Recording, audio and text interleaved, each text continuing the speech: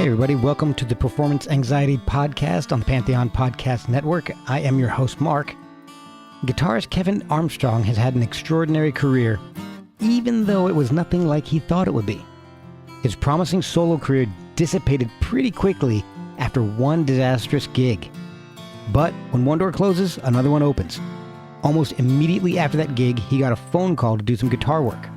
It turned out that the artist was David Bowie. The sessions ended with Kevin and David working out the title track for Absolute Beginners together. Kevin would find himself in Bowie's orbit for years to come. That would lead to working with Iggy Pop and Morrissey.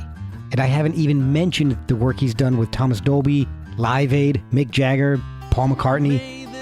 And there's his solo album, Run. Definitely give that a listen. So follow Kevin at KEVARMST on social media. Pick up his music on Bandcamp or kevin-armstrong.com. Follow us at Performance ANX on all the socials. Support through ko-fi.com/performanceanxiety or performanceanx.threadless.com is always appreciated. And without further delay, Kevin Armstrong on Performance Anxiety, part of the Pantheon Podcast Network. Okay. This is Kevin Armstrong. I just want to talk to you about Performance Anxiety, a great podcast with Mark Shea about music, talking to interesting people from the music scene. I've been spilling the beans about my life, and you can find my album Run, R-U-N, on iTunes, Bandcamp, Amazon, and all good outlets. See you soon. It's early for you, Mark, right? Yes, it's about just about 7 a.m. Getting up that early? I usually get up right around this time to go to work, but I've got the day off, so okay. So I've actually been up for a little while.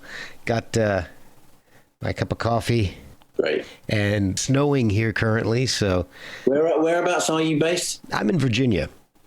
Oh, Virginia, yeah. I'm just about 75 miles due west of D.C. Yes, I know it. There's a venue I've played there many times. Oh yeah, which one? What the fuck's it called? It's a oh man, I've played so many places there. It's 930 Club. No, it's an old-fashioned rock club in Virginia, and it's near DC. It's near DC. Okay, so it's probably like Alexandria, Arlington area. Yeah, maybe. The Birchmere. The Birchmere is the place. That's right. Exactly. That place is amazing. It's a great place, yeah. Yeah. And the Ram and the Ram in Annapolis as well, I think. Yeah. Ram's Head. Yeah. Yeah. Oh man, there's a bunch of really cool places to play in the area. All those kind of old classic American club venues, which I really enjoy. Yeah. Playing, yeah. There's some awesome places. I'm really. Are we started yet, or are you going to do a preamble and then we'll start talking? I'm recording already. We'll get actually into it. Great. No worries. Oh, great. Okay.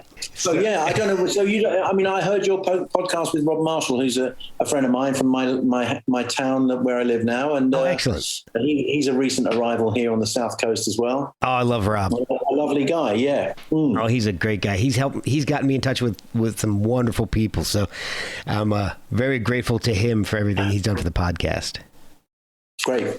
So the way I like to start things is usually to find out what interested you in music in the first place. I mean, were there musicians in your family? Were you guys listening to a lot of music in the house? How did music really get its hook in you? I was born in 58, so I kind of the arc of my life. Now I think about it, and now I do more things like some teaching and lectures in front of kids who are learning, or one man shows even, which are partly sort of stories and partly music and bits of audio visual and stuff. But I it made me think about that, really, my own trajectory, which is born in 1958. Basically, that's when rock and roll started, a couple of years before then. So my whole life has followed the arc of the rise and fall of rock and roll as a cultural thing, in a way. And so I think about it like that. But of course, that wasn't my first exposure. My mother was could have been a concert pianist. She was a talented musician. Oh, wow. So she didn't really pursue that. She did what women did in the 50s, which she got married and gave up to wash my dad's socks kind of thing. But she did play when I was a kid. So I was always around her playing Chopin and stuff on the piano. Wow. Which she used to do for pleasure for many years, and she was pretty good. So there was that, and then there was, early piano lessons for me when I was sort of 6 or 7 or something, starting then, through till I found the guitar. And also, her father was a professional drummer and saxophone player in a dance band in the 1920s. Oh, cool. So if there is a genetic thing going on with musicians, then I guess, that's a pretty clear line. Right. Through my mother's line, my father was tone deaf. He couldn't hold a tune to save his life. He likes music, but he couldn't hold a tune at all. But it's all from my mother's line, the musicians. Yeah. So what drew you to guitar instead of the piano then? I think, well, that's a really interesting one as well, because my later history with Bowie and everything, I didn't even find this out, but the guy who first interested me in guitar was a guy who was in a folk group with my mother, and he used to come around and they used to sing songs with a couple of her friends, and he had a big acoustic guitar, and I used to look lovingly at it and think, oh, what's that all about? He was Roger Ferris. Now, I don't know whether you know this, but Roger Ferris was the singer in the Conrads at that very time, with David Bowie. Wow. He was playing saxophone. So I never had any inkling of that until decades later. I was writing a book about my life, and I wrote about this guy, Roger Ferris, this bearded kind of old guy, must have been in his late 20s, early 30s, when I met him. And not realizing that he was the singer in Bowie's first band. Oh my gosh, that's amazing. Yeah. Isn't that weird? It's not the only weird kind of cosmic coincidence that led me to link with Bowie's life in some way, Oh my God! So did you study guitar at all? Were you taking lessons, or did you teach yourself? Never formally. I had a bit of a classical education with the piano, a little bit, but abandoned it, and lost it. But the guitar, it was all self-taught, man. It was all, when I was that age, be getting interested in that, it was like a golden age for guitarists, right? You had Eric Clapton and Cream, you had Led Zeppelin, you had Mark Bolan and the Bowie records, and all these things you could pick up fairly easily yourself. Status Quo, you could learn that by monkey see, monkey do, which is what I did. I just picked up the guitar with my ear, being the family music ear. Yeah, I could pretty much, copy things fairly easy. I found out I had a facility for it, and I've got big hands as well. Oh, wow, yeah. I kind of could find my way around the guitar fairly, and people started to notice quite quickly. So when did you want to start playing in bands? What drew you into the? I was actually in the first almost professional band. when I was 14, 14. Yeah, when I first went to high school, there was a guy in the class who had a little covers band that he was working, like what they call working men's clubs around South London area and the suburbs. Okay. And they were clubs that were heavily subsidized. So beer was cheap, and they were for working people. There was a kind of organization of union-based working men's clubs. Okay. And we used to this guy used to have a band that played cover songs at the weekends in bow ties and frilly shirts, and we used to get up there and play Beatles songs and things. Oh, man. And he kind of, we were in the same class at school together when I was 14. He was quite precocious, this guy, Martin Osborne, his name was. And he just said to me, look, I'll give you a chance, come and join the band. So I was earning money at the weekends at 14 years old. Oh, my gosh. And my parents were quite encouraging about that, especially my mother. I mean, they thought, well, it's something you're interested in because you're clearly not academic. I was failing at school. I was flunking all over the place. I was, oh, wow. Poorly behaved and all the rest of it. But when I got to that, I mean, they, God love them, they did recognize that I was passionate about that thing and I was going to probably stick to it if they encouraged me. So they did. They were great. They used to run me to the rehearsals and the gigs and drop me and, help me move my gear around and all that. They were really good. Oh, that's amazing. Well, so many people's parents say, get a proper job, don't they? Yeah. You want to do that. That's what they say. Exactly. I mean, my father even gave me really golden advice when I was, I think, 16. There was a paper called The Melody Maker at that time, which was very popular in England. If you wanted to get a job in music, the classifieds at the back of the Melody Maker were full of, I mean, there are so many bands and famous artists in history who have got together through that classified section of the Melody Maker in the early 1970s. You know, from Elton John to Zeppelin to, you know, there's loads of them. That's and right. Queen, they all started through those classified ads in the Melody Maker. So I used to go to auditions and things like that. And at 16, I got the opportunity to go to London, to leave home, go to London, join a band that had a record deal or something. Oh, wow. And my father said, I said, shall I do this? You know, and my dad said, if you don't do this now, you'll always regret it. So, you know, you've got time to mess it up if you're going to do that. But if you don't try it, you'll always go, why didn't I do that? You know, so Exactly. go do it. Was that with Fiverr? That was a band called Fiverr, yes. Oh, You've done a little bit of research. I see you've done a bit of digging. A little bit. Yeah.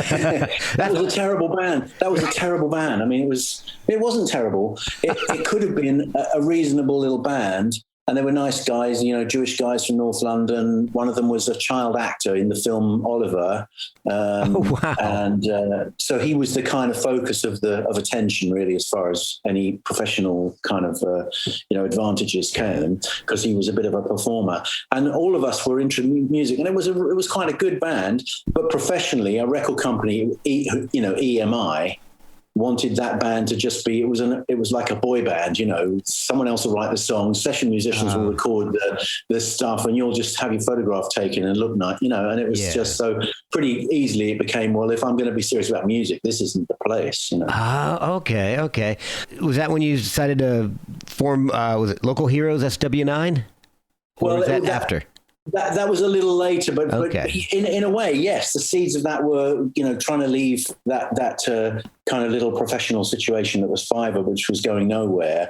And I just thought, well, I've got to I'll start writing some songs, and I'll start finding some other guys who want to do this, you know, in an alternative way. So I guess it was the start of me rejecting the pop music world and starting to say, well, I'm going to do something which is more, you know, hopefully I can believe in or get behind or feel more comfortable about in myself. So I started writing songs, and then at the time I was living in London, kind of scratching a living, you know, in sort of odd jobs or on the dole. At that time you could sign on as the unemployment, and as long as you spun them a story to say you were looking for a job, or you went to a few interviews and deliberately flunked them every now and again, you could get away with being paid to learn your craft. Wow.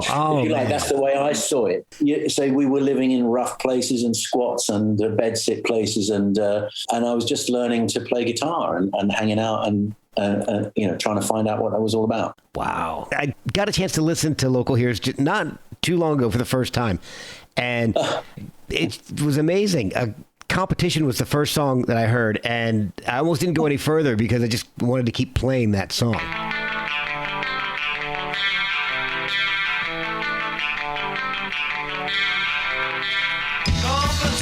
Competition. A process of elimination. Competition. A process of elimination. Sharpen up those business practices. After all, it's only human nature. Oh, well, that's really kind of you.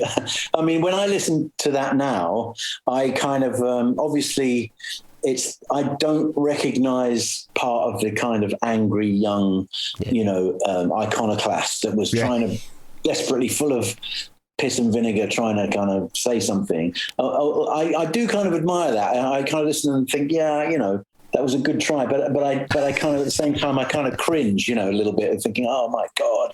But I'm really glad that people do like it. Sometimes there's some spark in it that people respond to, I still get letters about it now, and it was a start. It was somewhere to start, to try and say something. You were singing and playing guitar. Now, were you always a singer, or was that when you first tried it? No, well, I wasn't really cut out to front things, I don't think. Okay. But that band was my first kind of first attempt to do that, really. And no, I wasn't really a singer. And again, that's the part of it, in a way, when I listen to that now, that I think's less self-aware than it should have been. I was trying too hard, and I wasn't really listening in a critical way.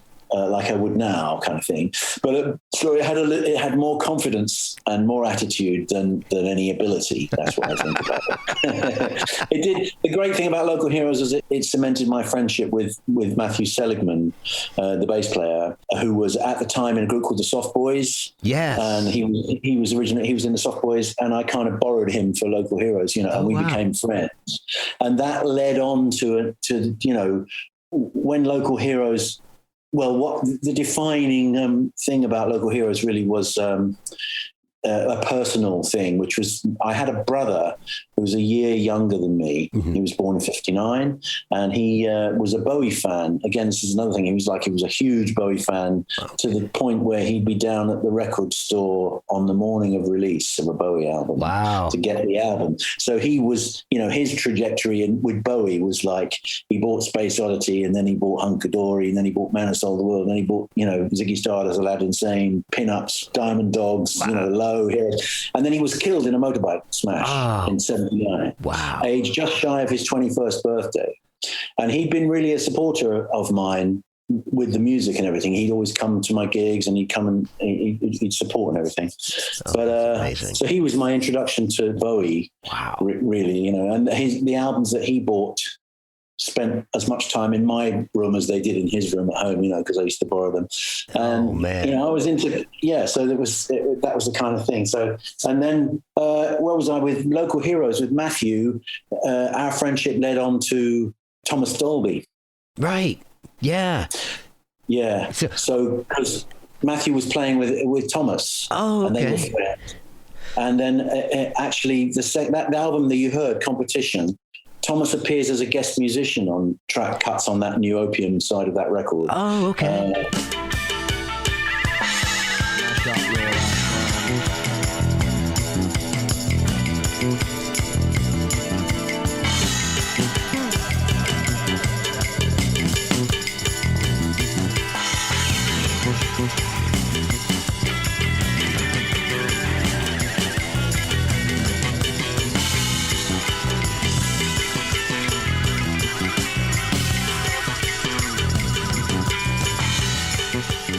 Yeah, because Matthew, I said, Arthur, we need some other texture in this thing, this sort of synthesizer or something like that. And Matthew said, well, I know this young, clever guy who's doing electronic stuff, you'll really like. And he brought Thomas in, and Thomas played as a session player on my record. Oh, wow. Yeah, and we met that way, and I was really impressed with what he did. I just thought, well, he's got some other thing going on, just, a mystery to me. And then when Local Heroes finished, it was my brother's death that really cemented the end of the band. It was like a thing like that's such a big event in your life. It can kind of derail your plans and change your path. I have a question about the second LP. Go on. I noticed that when I looked up the information on it, it looks like the side one is listed as Local Heroes, but side 2 of the album is Kevin Armstrong.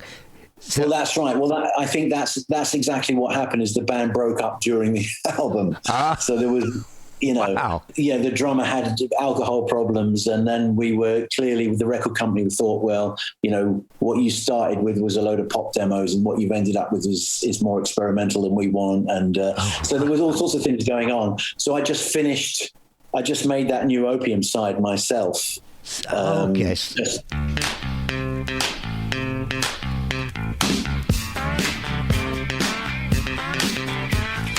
I've got a satchel without any limit. All of my friends fit so neatly in it. Outrage and lazy and desperate companions. A tissue we all fall down. One came and told me a secret lover. One didn't turn up to meet another. Just completely alone. So it's almost like a split album. It's almost like a split album. We couldn't finish it as the band because the band had broken up. But I gave them the other sort of solo tracks and said, look, just make this a kind of schizophrenic kind of two-lane kind of thing. I don't know why. Yeah, I don't know why they agreed to it, but they did. Oval were great. You know, Charlie Gillett was a great guy from Oval Records. I don't know whether you know anything about him. You obviously know a bit about the English indie scene. Charlie Gillett had this label Oval. He wrote a book called Sound of the City, which is a great book. He was a DJ and a supporter of music. He actually is credited with discovering Dire Straits, Lena Lovitch, Elvis Costello, Ian Dury. You know, he had this small indie record company run out of his basement, and he was the guy who first gave me a break with Local Heroes. Oh man! Because I just went to his office and played him a few songs with a guitar and an amp, plonked them down in his office, and he gave me a deal there and then on the spot. That's amazing. Songs that so, you know, at that early age, you think, oh, well, I've cracked it now. That's it. I've cracked the music business. I'm in. And you don't realize, it's just a tiny little blip in the whole journey. You know? Yeah, it's just the beginning. So after Local Heroes, Thomas Dolby started his own thing and was clearly going somewhere. And then he called me and said, listen, I heard your band's broken up, and do you want to, you know, I played for your thing, but do you want to come and play for me? Yeah. And so I went and made a couple of records with him, and that led on to him, Matthew and I being a sort of trio to launch Thomas's career. Okay. And then, so with Thomas's career, I mean, you ended up playing on one of my favorite songs on the 80s, a song that to me encapsulates the 80s with She Blinded Me with Science.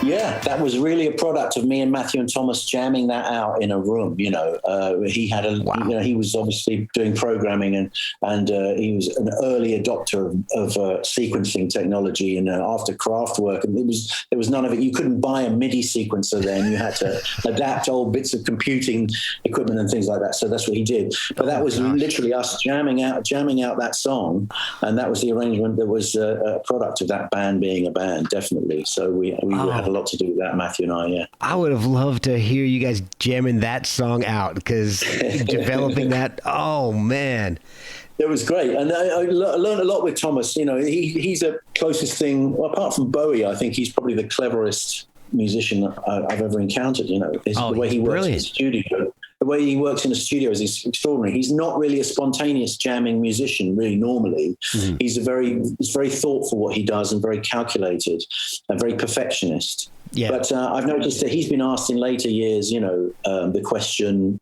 if you could change anything about what you did about those early records, what would it be? And he answers without hesitation, nothing.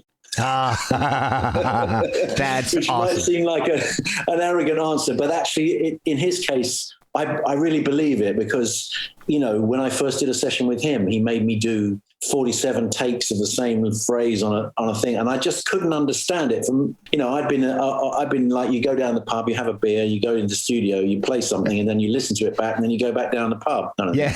But he wasn't. He had this work ethic which was totally different, and I definitely picked up on it from him and learned a lot about how to listen critically and how to improve something by getting inside it in a certain way. And I really learned that from him. Well, I think here in the States, he is so underappreciated. I loved him in the 80s. I was listening to it in his 90s stuff is amazing. Well, even later, have you heard the Map of the Floating City? No, I haven't. Well, if that's passed you by, then please, Mark, check it out, because that's an album that got me back together with him in 2012. There are the lifeboats. There are no lifeboats. There are no fucking lifeboats.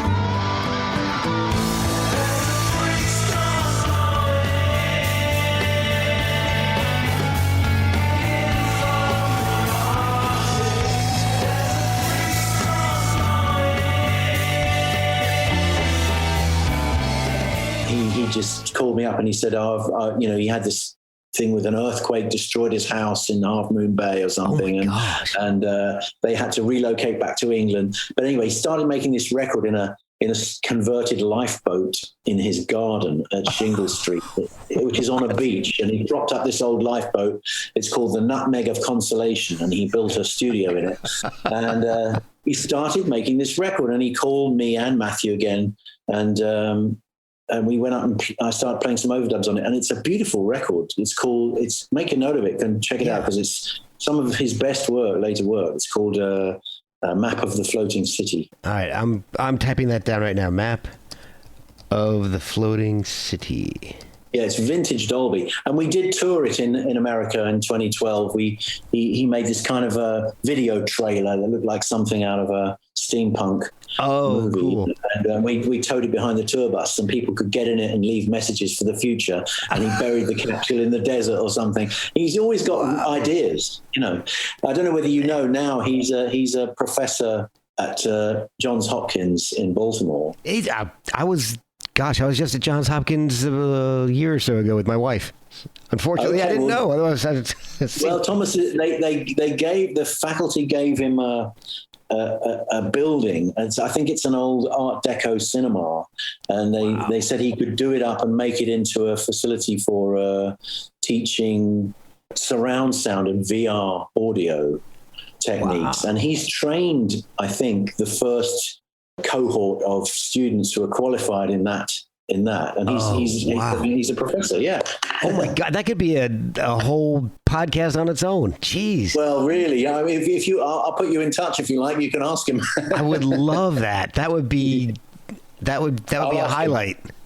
Yeah, he's got a book called The Speed of Sound, which goes through his whole thing. But he was an interesting guy. Thomas was definitely a Renaissance man, and you're right in saying he's a little underappreciated. Yeah. Because again, maybe you know that success in music is like a jigsaw, isn't it? There's all these pieces that have to fall into place for the whole thing to work. For sure. And if one of them's misshapen or missing a lobe or it's not there, then the thing only goes so far. And I think that's true for everything. So, you know, for every David Bowie who becomes a global cultural phenomenon, who changes history, you get a Thomas Dolby who kind of is an also-ran in a way. You know? Yeah. Even though he had many similar qualities in terms of presentation and technical ability and all that. That's you spot on. That's exactly right. And I've noticed this kind of as almost like a pattern of you kind of weaving in and out of artists' careers that you've worked with over the decades. I think that's what's been my journey really is to do that. It's a bit like a Zelig kind of experience, you know, where I found myself at the crossroads of several people's careers purely by I don't know how. It's just been the right, being in the right place at the right time, making something happen out of an opportunity and meeting the right people at the right moment. But there's been no plan to any of it. There's a lot of I wonder how that's happened, because I'm not really a special. You know, I don't consider myself a special musician particularly. I mean, I'm just a workman, but having said that, there must be something, because you don't get patronage like Bowie and Iggy and Thomas Dolby unless there's something there. But exactly. But I don't know what it is. I'm loath to try and analyze it too deeply, because I've been very lucky to intersect with some of these very talented people along the way. You know? We'll be right back after a word from our sponsors. So back to working in the 80s. You started with you're working with Thomas Dolby, but you've also played on a whole bunch of other bands. I mean, you've got Prefab Sprout, Fergal Sharkey, Guarding by Moonlight. Well, Sprout was through Sprout. They were all through connections with Thomas, really, because that's what happens. These things are like spokes in a wheel, aren't they? You know, because Thomas and I shared a manager, and a guy called Andy Ferguson, who's a terrific manager, and someone I was very lucky to meet, because he was that's rare thing in the music business, someone who is honest and had integrity. Wow. And he really was a fantastic guy. And he managed Thomas. So when I was in Thomas's band, it made sense for me. I tried having a solo career, again, more of which in a minute. But Andy managed my affairs as well as part of Thomas's thing. Okay. And then Thomas produced Prefab Sprout's album that's here called Steve McQueen, but there was called Two Wheels Good, I think, in America. Okay. And that's their second album, I think. And Thomas produced that and brought me in just as a kind of a overdub guy to do some guitar on that. And so that was a connection with Sprout.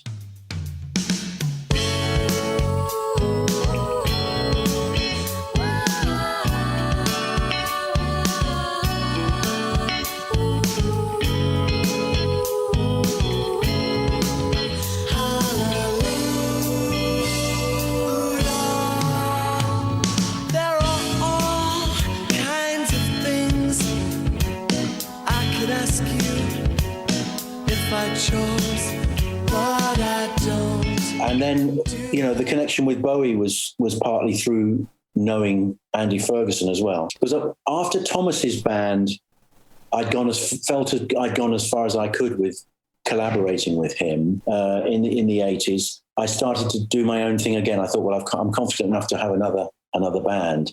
So I started this band called Bush Telegraph. And Andy manages to get us a deal again with EMI. I don't know whether I didn't learn my lesson the first time around, but anyway, he got us a deal. And so suddenly I had the whole structure of like a manager, a band, equipment, a lawyer, an accountant. And suddenly this path mapped out where they took me to New York to the New Music Seminar, and they pumped money in, and they did a launch party, and we did this whole thing. And again, it just collapsed under its own weight really quickly, because it wasn't going to be my destiny to do that. And what happened was, in those days, they used to invest a lot of money in new acts in the 80s. There was a lot of money sloshing around in the music business, and money was pumped in. So as a sidekick of Tom's, I was kind of given this leg up with EMI, this injection of money and interest. But then quite often what happened with a lot of acts, if they didn't prove themselves straight away, your A&R man who had your back would leave the company, and suddenly you'd find yourself with product in the pipeline ready to go, but no real support from the corporation anymore. And that's a familiar story to a lot of people. It's not an excuse in any way, but it's what happened. It's reality at that point. Well, yeah. So we negotiated. Andy cleverly negotiated us out with an album in the can for Bush Telegraph, which was incidentally a kind of 7 or 8 piece band. So it was an expensive thing with a horn section and all the rest of it. Wow. And so we were ready to go and sign with someone else, and we had a product we owned, ready to go. So we had there was one pivotal gig where we opened for a band called the Higsons in London, and Andy had managed to get interest from all the other majors in the country. Like, this band has been released from EMI, they're ready to go, they've got an album, they've got Kevin Armstrong, and it's like they were all there, and we had the most disastrous gig I'd ever had in my whole life, where we were sort of miscast on the bill, and the audience took against us, and then I got a little bit pissed off, and then someone started throwing beer cans, and it was just the worst. And by the end of the night, from having this structured sort of path and career, I had nothing, overnight. Oh my God. So it's one of those pinch points in life where you think the universe is trying to tell me something here, So literally next day, the equipment was sold off, the accountant was sacked, Wow. The lawyer was stood down, and it was like, well, that's it. You've got, there's nobody going to pick this up. Right. And you've got this wage bill and all this equipment to pay for, and storage and rehearsal places and all the rest of it. And it was all like, okay, it's all gone. So, that's the kind of thing that can really throw you into confusion. Oh, for sure. A little bit. Yeah. But at that dramatic point, I got a call from a guy called Hugh Stanley Clark, who had been the A&R man at EMI, who was in my corner. Okay. And he called me up and he said, listen, I've got this hot tip for you. Just pick up your guitar and go to Abbey Road, and you're going to meet another bunch of musicians there, and an artist will come there to work with you who I can't tell you about because they're not supposed to be here for tax reasons. They've exceeded the number of days they're supposed to, so they're not supposed to be working. But anyway, I can't tell you who it is. Just go and you can thank me later. Oh, man. Wow. What and you can probably guess, we got there to this Abbey Road and, there was Neil from Prefab Sprout, the drummer. Yeah. And I think Nick Plytus from Rugulator, Matthew Seligman again, the bass player, and myself. And we were setting up gear thinking, who's coming? Who's this guy? Is it going to be Michael Jackson? Is it going to be David Bowie? Who's it going to be? And then Bowie walked in, to the room. Oh, man. And said, hi, I'm David. Yeah. Oh, nice to meet you. Like, we really needed to know that. Yeah, Thank exactly. Yeah. So, of course, that was a big moment, Wow. A huge moment for all of us. Late 1984. Okay. All right. So that. No. Yeah, it was late 84. What year was Live Aid? 85 or 86? Yeah. 85. Yeah, so it was late. So it was like December 84 or January 85. I can't remember which, but that's when it. Oh, he was there to do. He was in the country to do demos for the movie Absolute Beginners. Okay. And also, on the same day with Jim Henson and the Muppet Factory, he was doing Labyrinth. Oh, same time. Okay. In Abbey Road on the same day. Wow. Oh my gosh. So we met Jim Henson and Frank Oz the same day, Fozzie Bear. And oh, that is awesome. Yeah. So that session was like a zero to hero moment. Oh my gosh. For me, obviously, kind of from no career in the morning to meeting Bowie, and I virtually helped him co-write the song Absolute Beginners. Wow. Which was an afterthought at that session. Really? Well, it was like we were there to demo a song called That's Motivation. I don't know whether you know that song.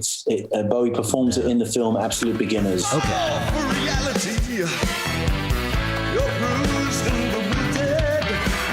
Then you learn to fall in love with yourself. That's motivation. You raise yourself high, presenting your soul. You step from the shadows, you hear the command, an image to dream.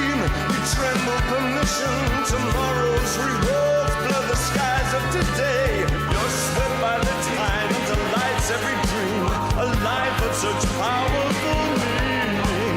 Now you has class, now you has flash, now you has mass motivation. Dancing on huge typewriter, a huge, a room-sized typewriter thing. That's so 80s. It's a terrible movie that he plays this.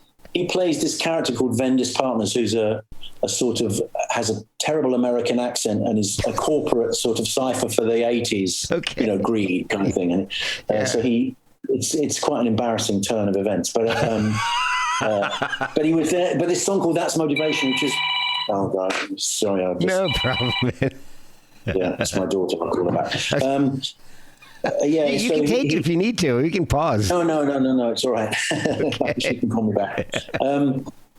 So we did the song That's Motivation, which is a kind of quite a difficult jazz sort of big band number, and he made us learn it in small chunks, like learning 8 bars of it. Oh, wow. Okay. Because he wasn't sure, I think, whether we could cope with learning anything complicated. Oh, wow. So he sort of taught it to us in small chunks, and then those days they had, revolving tape where you had to drop in, and then we'd learn the next chunk and drop in the whole band. Oh, to do it like so it was a strange, disjointed kind of way of working, and we thought, well, this is odd, and but we did that. And then at the end of the session, he said, well, I've got like an hour left on the clock, and I've got this other song, a potential song, but I don't know about it, but maybe we could do something. So I just took the opportunity at that time. That's just a magic moment for me. I just said, well, look, let's sit down with an acoustic guitar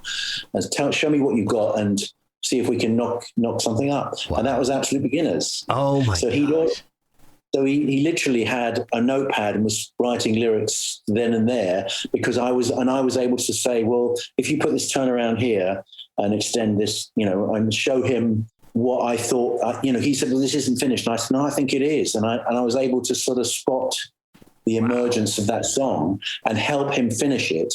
And he never credited it for me for writing or anything. And I didn't really write any of it, but I did help it come into being at that moment. Kind of an arrangement deal. Yeah, kind of arrangement. Yeah, exactly. Yeah, really. And but I'm never ever going to complain about not being credited for that. No, gosh, it's a beautiful piece of work, and it led on to changing my life. Yeah, and I think that it's a perfect illustration of working with someone like him. You get out far more than you put in.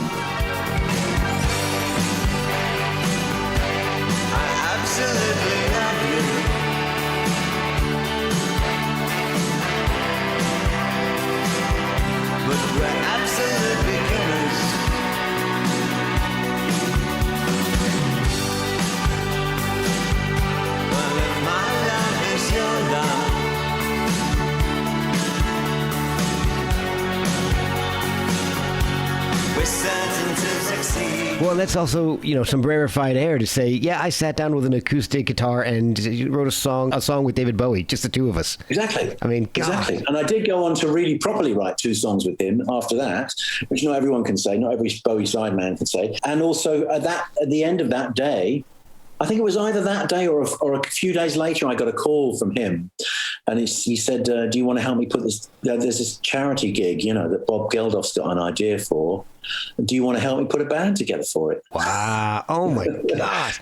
I mean, that's just a golden moment, isn't it? Amazing. Well, he obviously trusted you from the beginning then, because that, Well, I think it was sitting down over Absolute Beginners. I think that was the moment at which he must have thought, well, maybe I could contribute something to what he was doing in the future in some way. And so it was just a beautiful opportunity converted into a golden moment, So since we've been talking about it a little bit and you worked with him for decades, I'm assuming the way to pronounce his name is Bowie. Because I've heard Bowie. I've heard so many people going Bowie and Bowie, and so I'm always just it's always Bowie, and that's what he called himself. Okay. And we always thought that growing up, That's what I always thought too. But I've heard that's the English way. Yeah, I've always heard when I hear interviews about him or doing research, people that you've spoken to in the past, I've heard the Bowie, so so we can put that one to rest.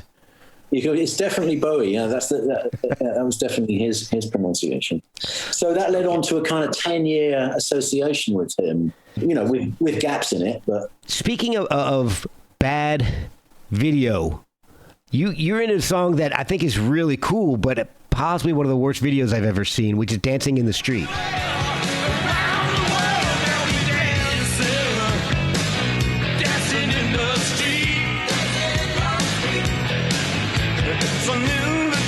Across the nation, a chance for folks to meet.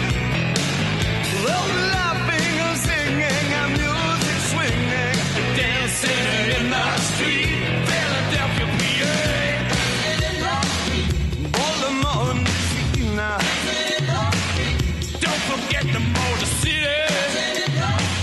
In the streets of Brazil. Back in the USSR. Yes. Well, the story is he's between the demo session where I met him and the actual recording session for the film soundtrack of Absolute Beginners. In other words, the one you know and love is the one we did a couple of weeks later in West Side Studios with Langer and Stanley. And then we had Gil Evans there, with a big band. Miles Davis is arranging. Incredible. And Rick Wakeman was there. And an amazing day of recording for that soundtrack with Jerry Dammers was there. Slim Gaillard was there. Extraordinary people. Slim Gaillard from Hell's a Poppin', he's an old black jazz player from Hollywood in the 1920s. Extraordinary guy. And he was living in London and he was in his late 70s, but he's in that film too. And he did a song in it called Stepping Out or something. There's a song of his in there. But he was there. All those people were there in the studio the same day. But anyway, just before then, a week before, I got a call from David, and he said, I've got this idea for an add-on for this session we're doing for Absolute Beginners, and it's to do with this Bob Geldof concert. I want to make something as an additional kind of little thing for it. And would you come along, bring a guitar, and meet me at this place in Soho in London? Come along at night, 10 o'clock at night, and knock on the door of this address, and someone will let you in, kind of thing. So I went along with my guitar case to meet Bowie. Knocked on the door. It was a film editing company or something in Soho, and they let me in. And I sat downstairs in this little office with a pot plant and a couch and a table, and nothing. And then he walks down the corridor with Mick Jagger. Jeez. Oh my so God! It's like another pinch me moment, of which there were many in my association with him. But so we literally, him, Mick, and myself, sat and routine the song. He said, I want to do Dancing in the Street with Mick on Saturday when we do the recording. Don't tell the band he's coming. We'll do what we got to do, and then we'll add it on at the end, and we'll just do it quickly at the end. Oh, okay, wow. Great. So I'm sitting there with them, working out the song, which we did. And then on the big session for Absolute Beginners, we recorded That Much Motivation, Stepping Out, and Absolute Beginners. And then at the end, it was like, oh, David's asked me to teach this. So I'm routining the guys in the studio. We did that. And then Mick bounces in. God. Man, that's got to be a hard secret to keep. Jeez. Well, it was great. No, I was really looking forward to their faces. I was really looking forward to this is a great prank, Anyway, he came and we recorded that, and then we were all hauled off to the Docklands after that session. It was like that day had been such an intense day for everybody in that place, making all those recordings. They said, well, listen, we're making this little film. Come along to Docklands, and there's snacks and drinks, and come along and just support. So we all went on and watched that highly embarrassing video take place. If you ever want to laugh, I don't know if you've seen this or not, but there. Oh, I've seen the silent step, yes. The silent one. Yes, of course I have. People send it to me all the time. That. Yeah, I know. That kills me. Well, I mean, that was almost our experience watching it, because the playback wasn't very loud. We could see them skipping about like a pair of twats, in the distance, and we were all drinking. Look at them, and I love the Family Guy iteration of it. Have you seen that? No, I haven't seen the Family Guy one. I think that there's an episode of Family Guy where he just says that he introduces it as the most embarrassing rock video that's ever been made or something, and then they play the whole thing on Family Guy. Oh my! And then afterwards you just get Peter Griffin going, that happened, yeah, and we let it happen. But I mean, all power to them, because they were just mucking about. They were friends. It was for charity. Yeah. Do you know what I mean? It was like it's a talking point. And in any career as big as those guys, you can have an off day. You can have a ridiculous moment. You can have a wardrobe malfunction. You can have a toxic drug meltdown. You can have all kinds of things which make you a more interesting individual. And that's definitely one of them. And it was the 80s. So a lot of things are excused just by saying that phrase. Speaking of that, I did hear a story, and this is just kind of going back to Thomas Dolby for a second. I heard that at some point you guys were in the studio and Michael Jackson ended up calling Thomas Dolby looking for grass. Yes, that was there's an album called Flat Earth by Thomas, which is a great record we did together, and we were working in Belgium. At Dan Laxman's studio in Brussels. Dan Laxman had a band called Telex, and he was a collector of old Moogs, and he had this amazing collection of electronica, which Thomas was really into. Oh, yeah. Plus they had a Fairlight and Clavier and all these latest gadgets they were working with. Oh, anyway, we worked for days and days on this Flat Earth album, the bones of it there. One more young writer slid away.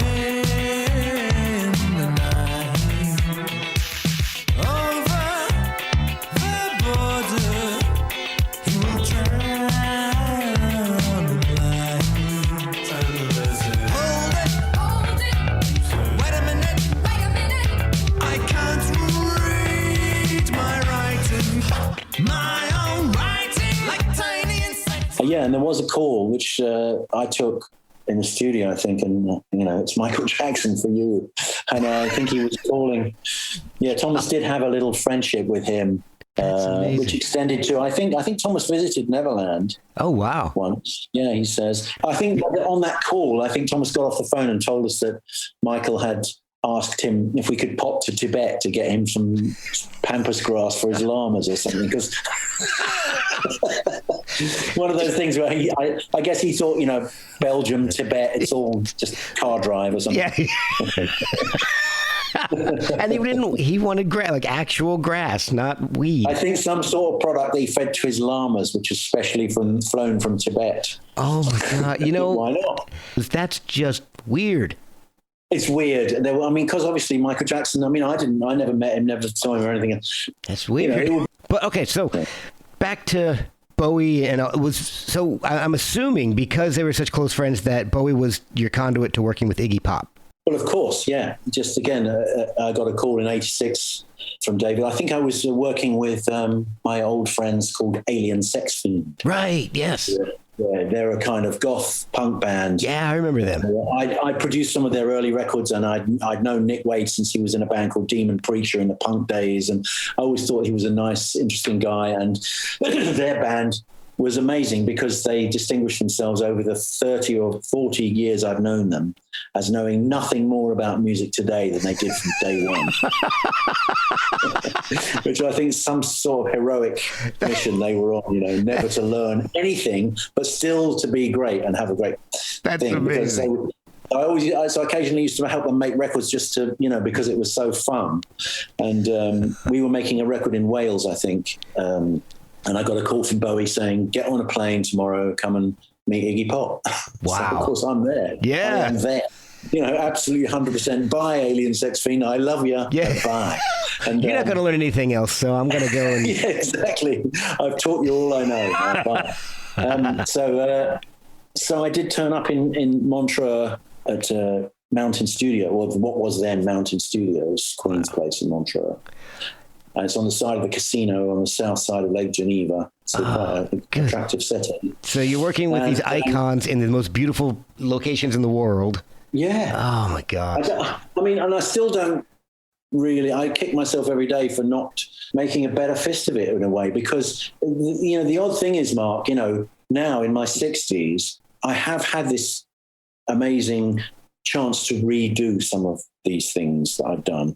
But that first time round, with Bowie and Iggy, really, I wasn't a guitarist. I was on the fallout from the failure of my solo career as a singer-songwriter, right? Okay. That's where I was. Wow. When I first met Bowie, I wasn't a session guitar player. So I wasn't there were so many other guitar players out there who could have done a better job than me in terms of sonically and everything else and what they knew about guitars and what they knew about how to make a sound. And I really didn't know that shit. And even through the recording of Blah, Blah, Blah, I just felt like I was out of my depth.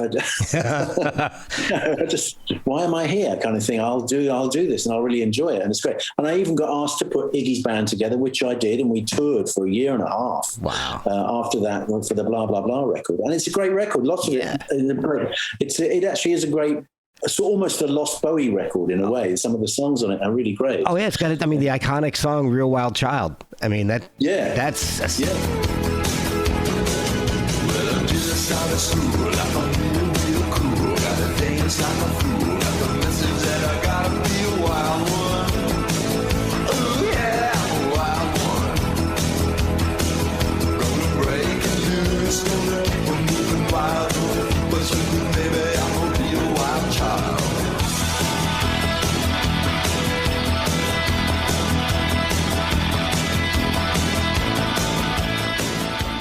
That and the Iggy songs that Bowie was singing on Let's Dance, that's my introduction really to Iggy Pop, because I was born in the early 70s. I was 73, so I didn't know the Stooges or anything like that. Yeah.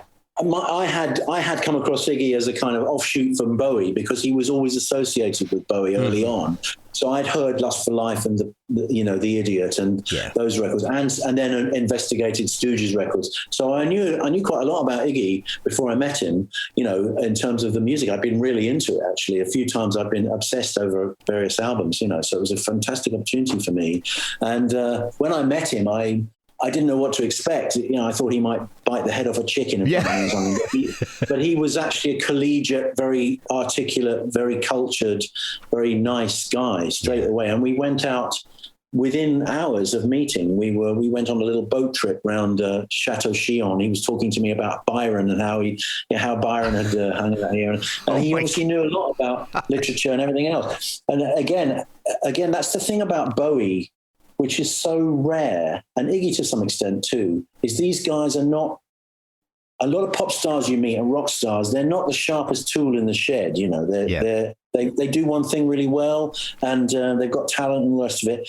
But these were different types of people. These weren't people who were fundamentally only that. Right. They were often the smartest person in the room talking about Japanese classical theatre or Gnosticism or, you know what I mean? Poetry or anything, because they were really Renaissance people. They were really well-rounded human beings who had more interest than rock and roll.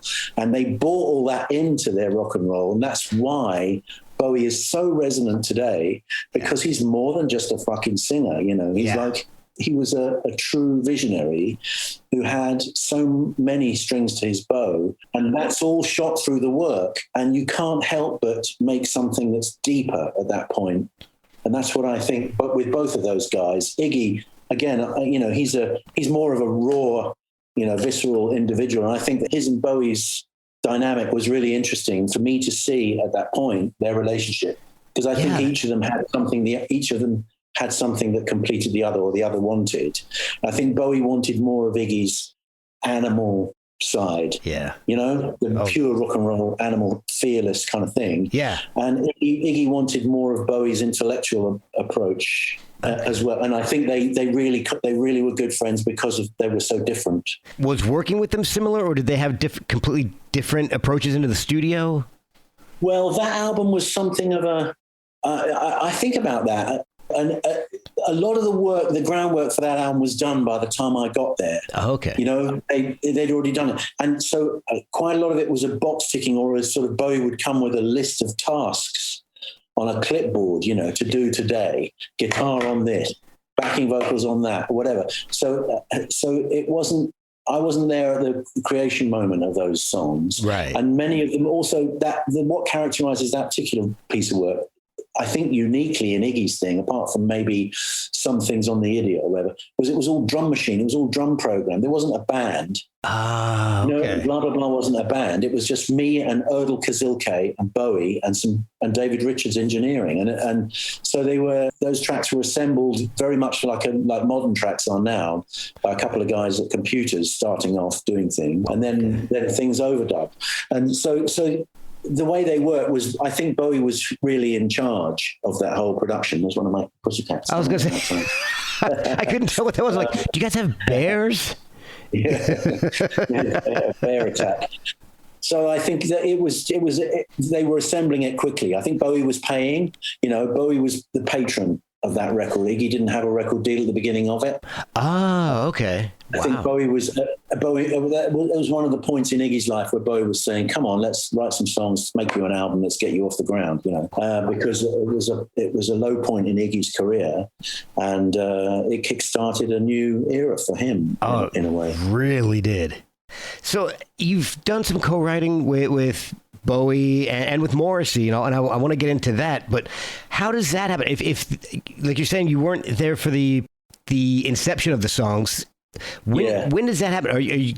Does like David or Morrissey, do they say, hey, let's get together and let's see if we've got a chemistry? The co-writes I've done with Bowie and Morrissey came about there's some similarity in a way that there's two songs I wrote with Bowie were old songs of mine, which I was playing the riffs from at soundcheck. Oh, okay. When you play at soundcheck, I was just testing an amp or setting up a guitar or something, and I started playing something. And on both occasions, the song "Run" from Tin Machine one and the song "Outside" from the Outside album. Yeah, I were my Bowie co-writes.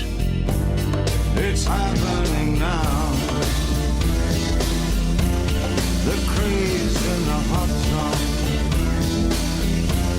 The mental and needless hand. The pesting of life the music outside, to the music outside.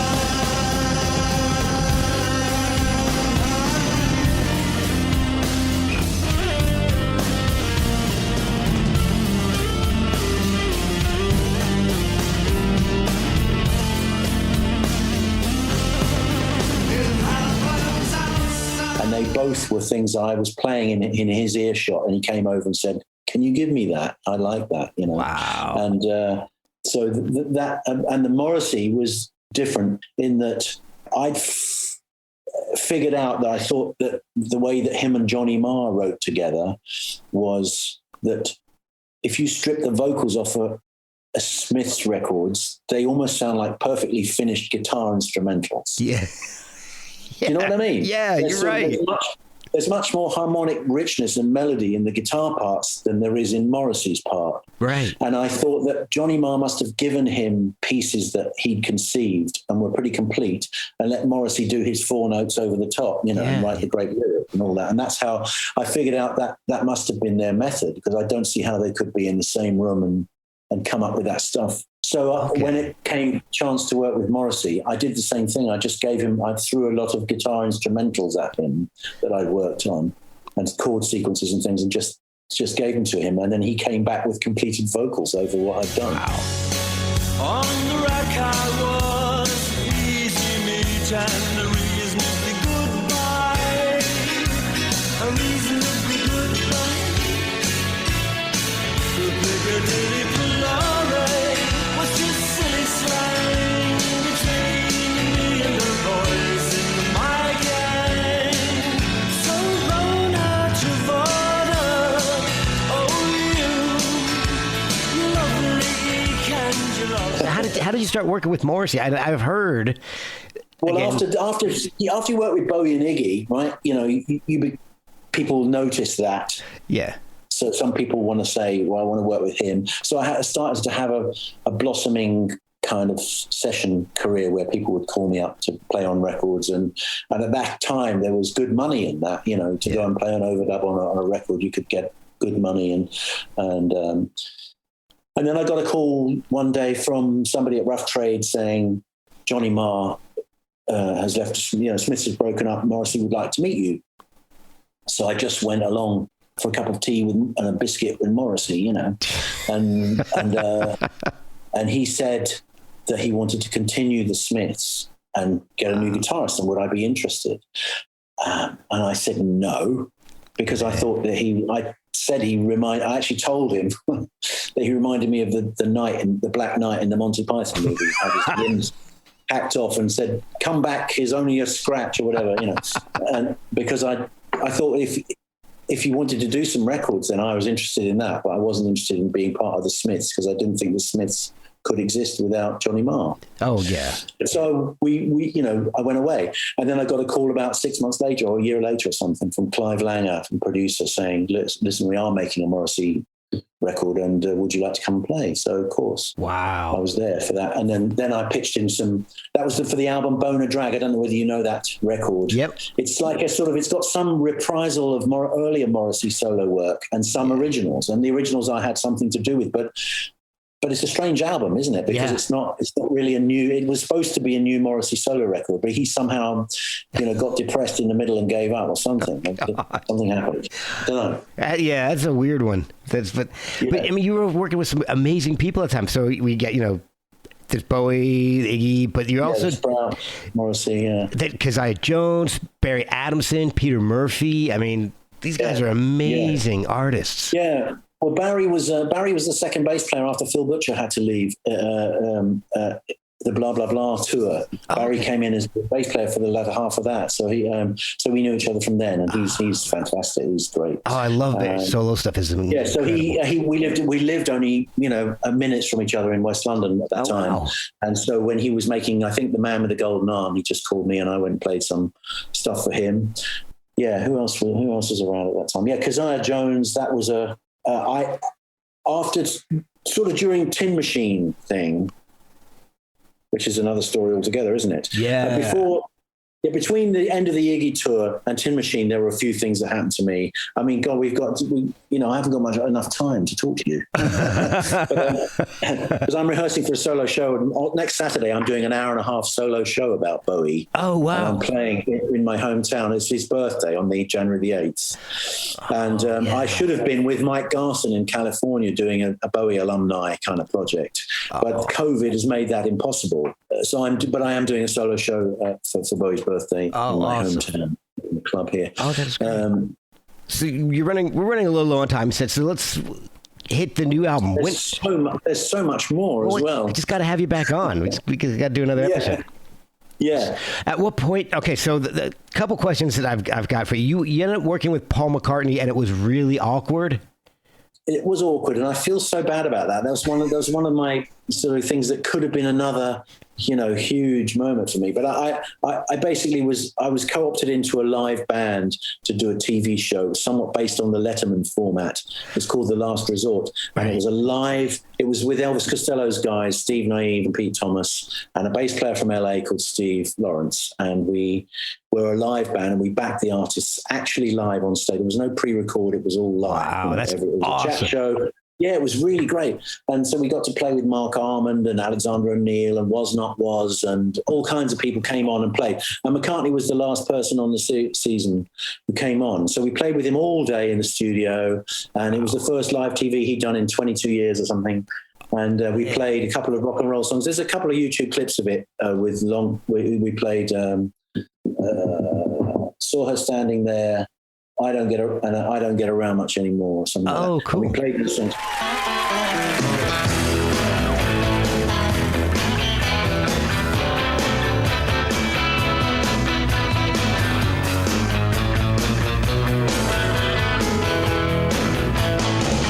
missed the Saturday there.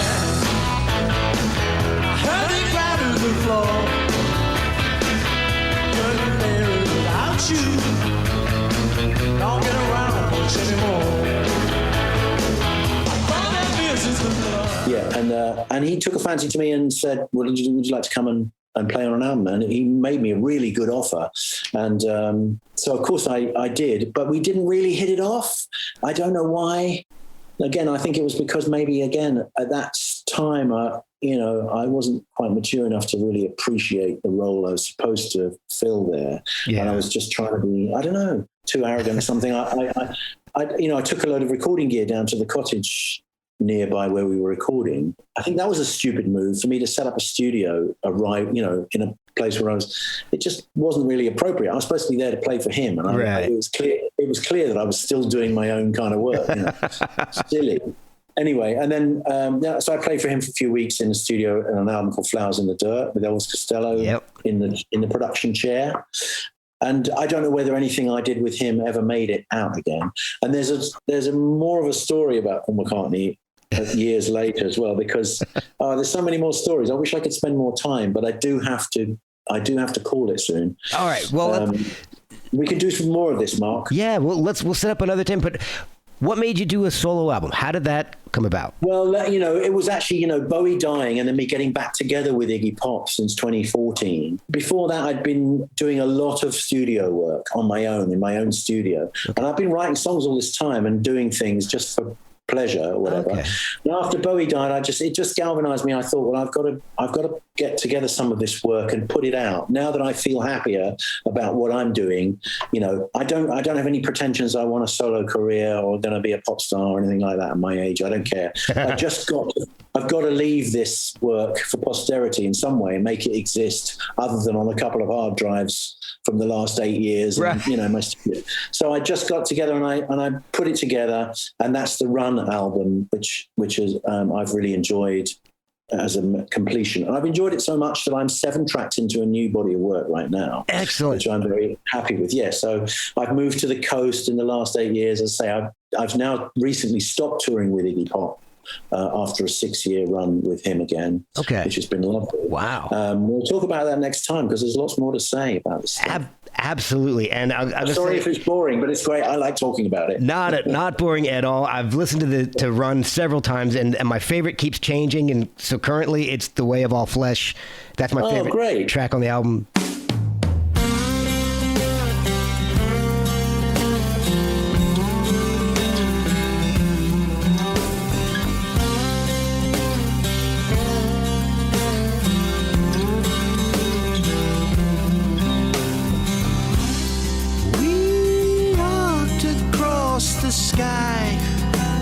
shone brightly, and then we were gone.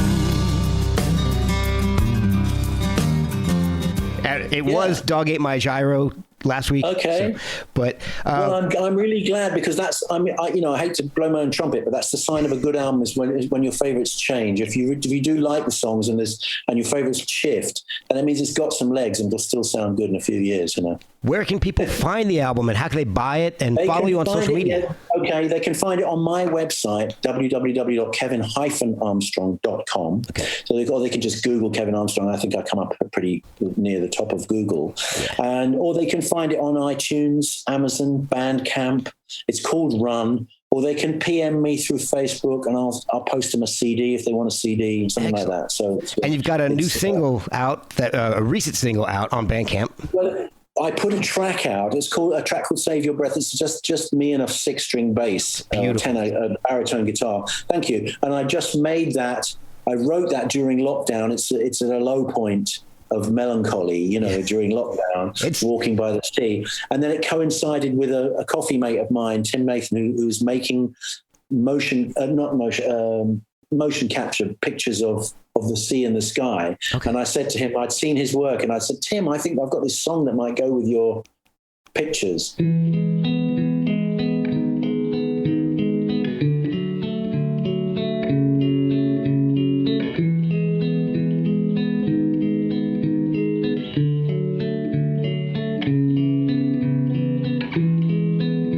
Yesterday's a lie, so much sweeter than today. Why we chose this way to go, I don't know. And we just put that together. So I released it for that reason, because Tim released it as part of an exhibition. Oh, wow. And we put it up on YouTube, and it looks, I'm pleased with that. But that's part of a new collection of songs. The current things I'm working on are very much louder guitar, quite aggressive. Oh, excellent.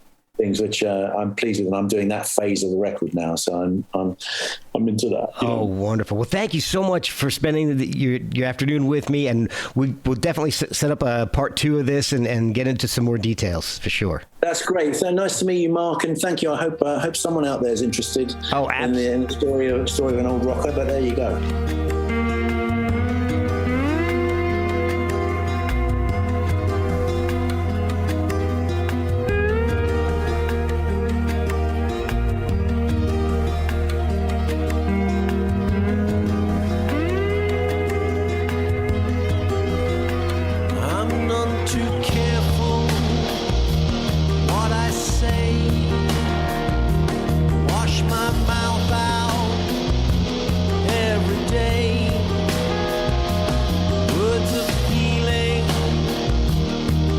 Contempt